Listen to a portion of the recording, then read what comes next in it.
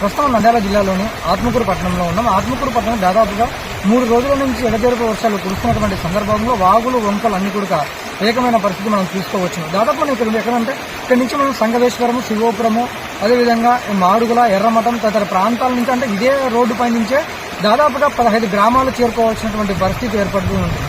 నిత్యం ఇక్కడ నుంచి రైతులు కానివ్వండి, అదేవిధంగా నిత్య సరుకులు కానివ్వండి, పర్యాటకులు కానివ్వండి, అందరూ కూడా అధిక సంఖ్యలో ఇక్కడి నుంచి మనము శివోపురం నుంచి పోని కొలను భారతికి పోవడము, అదేవిధంగా సప్తనాథులు కలిసినటువంటి సంగవేశ్వరానికి పోవడం కూడా ఇలాంటి చాలా రోజుల నుంచి కూడా జరుగుతూ ఉంటుంది. కాకపోతే ఇప్పుడు కురుస్తున్నటువంటి వర్షాల కారణంగా కూడా పూర్తిగా రాకపోకలన్నీ కూడా ఇక్కడే నిలిచిపోవడం జరిగింది. మనం చూసుకున్నట్లయితే దాదాపుగా అటుపక్క నుంచి ప్రజలు పూర్తిగా అక్కడే నిలిచిపోవడం జరిగింది. ఇటుపక్క నుంచి వాళ్ళు ఇటుపక్కన పూర్తిగా నిలిచిపోయింది.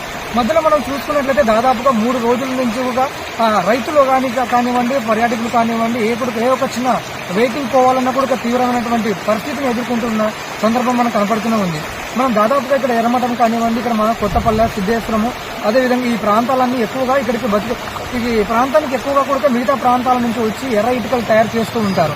ఈ ఎర్ర ఇటుకలు తయారు చేసేటువంటి ప్రాసెస్ లో కూడా పూర్తిగా వాళ్ళు గృహాలు ఇక్కడే అంటే ఎక్కడైతే ఇటుకలు తయారు చేసుకుంటారో అక్కడే వాళ్ళు పూర్తిగా గృహాలు ఏర్పాటు చేసుకుని వారు అక్కడ జీవనం కొనసాగిస్తూ ఉంటారు. ఆ జీవనం కొనసాగిస్తున్నటువంటి సందర్భంలో ఒక్కసారిగా అల్పపీడనం ఏర్పడి పూర్తిగా నుంచి మనకు 3 రోజుల నుంచి కూడా కురుస్తున్నటువంటి వర్షాల కారణంగా ఒక్కసారిగా వాళ్ళ ఇండ్లు అయితే ఈ వంకలో పూర్తిగా మునిగిపోవడం జరిగింది. అక్కడి నుంచి ముందస్తుగానే తగు చర్యలు తీసుకొని ఆ ఇటుకల మేనేజర్ కానివ్వండి, ఆ ఇటుకలకు సంబంధించినటువంటి వారందరూ కూడా అక్కడి నుంచి ముందస్తుగానే వారిని సేఫ్టీ ప్రాంతాలకు అయితే చేర్చడం జరిగింది. కాకపోయినప్పటికీ వాళ్ళైతే అక్కడ ఉన్నటువంటి ఆస్తి నష్టం కాకపోయినప్పటికీ ఇక్కడైతే తీవ్ర పరిణామాలు అయితే ఎదుర్కొంటున్నారు. ఎక్కడికి కూడా రైతులు కానివ్వండి, ప్రజలైతే పూర్తిగా ఇంట్లో నుంచి బయటికి రాకున్నటువంటి పరిస్థితి ఇక్కడ నెలకొంది. పూర్తిగా ఈ వంక పారుతున్నందుకు వాళ్ళు ఇక్కడి నుంచి బయటికి రావాలంటే కూడా చాలా దారుణమైన పరిస్థితిని ఎదుర్కొంటున్నారు. ఇప్పటికైతే ప్రస్తుతానికైతే ఎలాంటి ప్రభుత్వ నాయకులు కానివ్వండి, రాజకీయ నాయకులు కానీ, ప్రభుత్వ అధికారులు కానివ్వండి ఇప్పటిదాకా అంటే ఈ నీటిలో మునిగినటువంటి కొన్ని గ్రామాలకైతే ఎవరు వచ్చి కూడా స్పందించలేదు. కాకపోతే వాళ్ళ పరిస్థితులు అయితే చాలా దారుణంగా ఉన్నాయి. తినడానికి ఆ నిత్యావసర సరుకులు తెచ్చుకోవాలన్నా కూడా ఈ పూర్తిగా వాగునైతే దాటాల్సిన పరిస్థితి. కాబట్టి ఈ వాగును దాడతామంటే ప్రాణభయంతో కూడా వాళ్ళు పూర్తిగా దాటట్లేదు.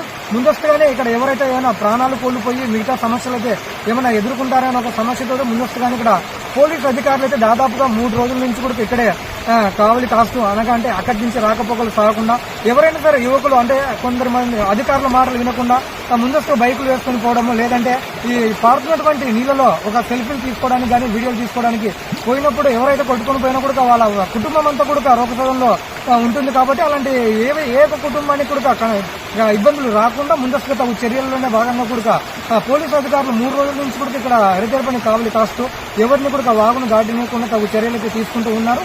ఇంకా మనం చూసుకున్నట్లయితే దాదాపుగా ఈ రోజు ఉదయం నుంచి కూడా వర్షం అయితే బాగా తీవ్రంగానే ఇక్కడ కురుస్తూ ఉంది. ఈ వర్షం కురిసే సందర్భంలో కూడా ఇంకా వాగైతే రోజు గంటకు ఈ వాగు పూర్తిగా ఇంకా ఎక్కువ అవుతూనే ఉంది. కాబట్టి ఇక్కడే పోలీసు అధికారులు కూడా ఇక్కడే ఉండి వాళ్ళ భోజన వసతి కూడా ఈ వానల్లోనే వాళ్ళు చేస్తూ ఉన్నారు.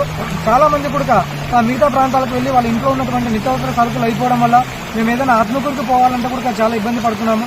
మాకు పోవాల్సినటువంటి దారి ఇది ఒక్క దారే ఉంది. కాబట్టి ఇక్కడ నుంచి మాకు ఎలాంటి పోనిక పర్యటన లేనందు వల్ల కూడా మేము ఇబ్బంది పడుతున్నాం. కాకపోతే ప్రభుత్వం తగు చర్యలు తీసుకొని లోతట్టు ప్రాంతాల్లో ఉన్నటువంటి వారిని కూడా ముందస్తుగా బయటికి తీసినట్టుగానే ఇక్కడ ఏదైనా సరే ప్రభుత్వం చొరవతోటి ఇక్కడ ఏదైనా ఒక పెద్ద బ్రిడ్జి మాత్రం ఇక్కడ ఏదైనా నిర్మిస్తే ఈ బ్రిడ్జి నిర్మించడం వల్ల చాలా మంది గ్రామాల్లో కూడా ఎలాంటి ఇబ్బందులు లేకుండా వాళ్ళ రాకపోకలు ఎందుకు కూడా ప్రశాంతంగా కొనసాగుతాయని చెప్పేసి మనతో ప్రజలు మాట్లాడుతూ ఉన్నారు. ఒకసారి వాళ్ళని అది కూడా పూర్తిగా మనం తెలుసుకున్నాం.